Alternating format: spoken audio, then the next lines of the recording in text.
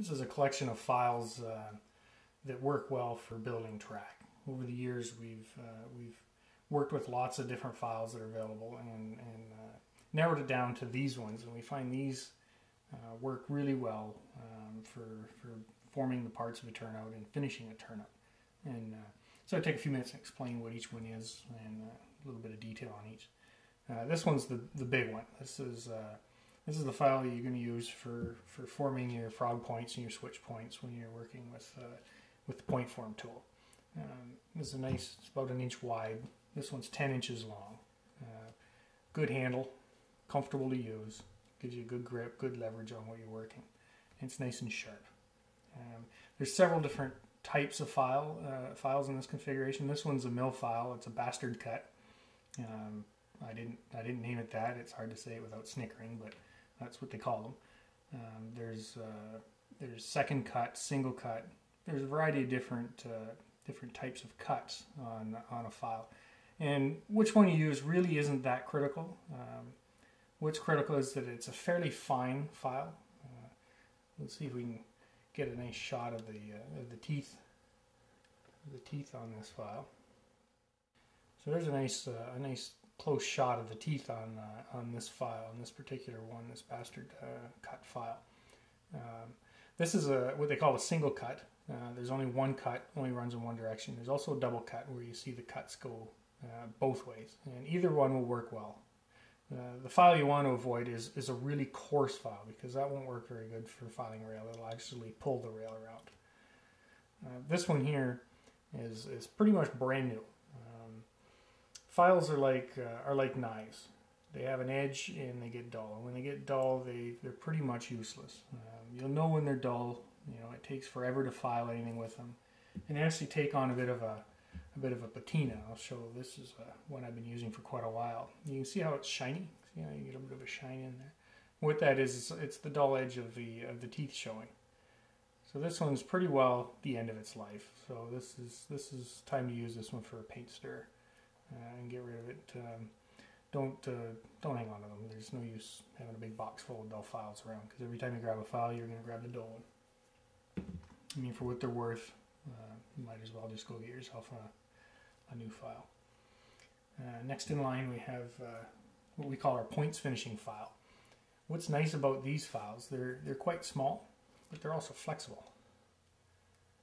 And the handles can actually, I like to bend these handles up like that. This is hard down in here, but this is a soft metal. It's actually quite bendable. And by bending the handle up, it allows you to work on, you know, if you want to flatten out the top of the rail, you know, say after you've got your turnout built and there's a lot of solder on the top from soldering the two frog halves together. Well, you can actually form that file like this. You can actually lift up the back of it. You get a nice flat file on there. And by lifting it up the back, you actually get some clearance under here, so you're not going to scratch all back in here. But it really shines when you use it for shaping your switch points at the end of the build. Sometimes when you close your turnout up, there can be a bit of the head of your point rail sticking out, and you can catch it with as equipment goes through it. Especially true on a curved turnout.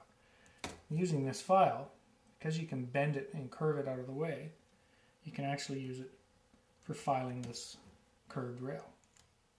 So as I'm filing, I'm actually curving the file a little bit, like that, and just kind of roll it over like that, and that's causing that to get a nice smooth transition between the stock rail and the switch point rail. Well, it works on both sides, just like that. You just roll it over. And what's nice about this file, it's got what they call a safe edge. And a safe edge is the edge of the file that's smooth. There's no teeth on the sides. It's only on the faces. So as I'm filing down in here, I'm not grinding up the railroad ties. I can just like that. It's nice and clean in here. So that's a very handy file for that, for shaping your points, and very flexible. Next we have a triangle file. these are handy for a lot of things, but for building track, what I use them for is for cutting gaps in the circuit board ties. So as you can see in this turnout, there's gaps cut on the surface of the copper. That's for electrical isolation. And this little file works quite well for that. You just take it, swipe it across, and it cuts a nice gap. So do another one here. Just like that. There.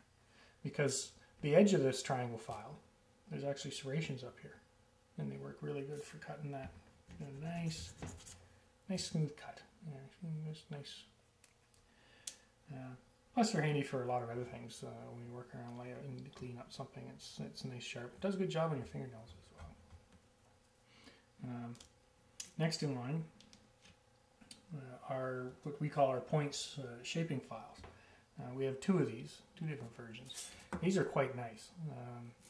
We call them point shaping files, but they're also known as feather edge files or screw cut files. It's kind of hard to really nail down what they're actually called, but I've found references to both those names. They're almost like a knife. You can see the profile. It actually comes together in a pretty sharp edge. Like that. It's a diamond shape, and the teeth go all the way to that edge. So this is quite sharp on here. You don't want to use this one for filing your nails. I've tried it, and you're going to cut your fingers. But what's nice about it, because it's so fine, it's very good for the smaller scales. This is an N scale turnout. Let's say you wanted to clean this up, clean up the flangeway a little bit, and make sure that the inside head of the rails is all in line. You can just get it right down in the flangeway and file like that. And so what that's done, that's dressed both those surfaces so they're perfectly in line. Because that's so thin, you can get into the smallest of flangeways, all the way down to Z scale. Even the curved, the diverging route, you can get it right in there, just like that. And if you build a turnout, and you're not using a fixture, and you find that the flangeway is a bit tight between the stock rail and the guard rail, you can actually get it into the flangeway and remove some of the head of the rail and open it up. Because it's so narrow, it does a great job of that. You can also use these for shaping your points as well. The downside with these is because of that sharp edge on here, it may cut a little bit into the ties, but if you're careful, you can avoid that. Because it's so small and so fine, it gives you a lot of control. We have two versions. We have another one, it's a little bit bigger. It's the very same thing, it's got the diamond shape, but this has a safe edge. And this is good if you're going into areas where you want to be certain you're not filing off the back. You're just filing one side. And that's where that one comes in quite handy.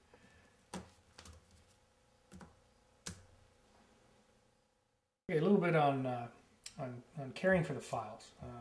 These little brushes are quite nice for this, for cleaning your file. They've got soft bristles, especially the brass ones, so they're not going to dull the file. I like to use this when I'm filing nickel silver rail. It does have a tendency of plugging up the file a little bit, and aluminum will do that as well. And you can clean it up pretty easily. There's just one of these little brushes, and you just kind of brush it off along with the grain of the teeth, like that. It'll clean it up. In fact, here I'll show it on this. This file's pretty dirty. Let's see if I can get it. See how that cleaned that right out of there. This will make a big difference actually when you're filing. If you're finding that it's skipping a lot, just come back and clean it. And this technique works on any of the files, even the little small files like that. So you want to keep them clean. It helps keep them sharp, makes them last a lot longer.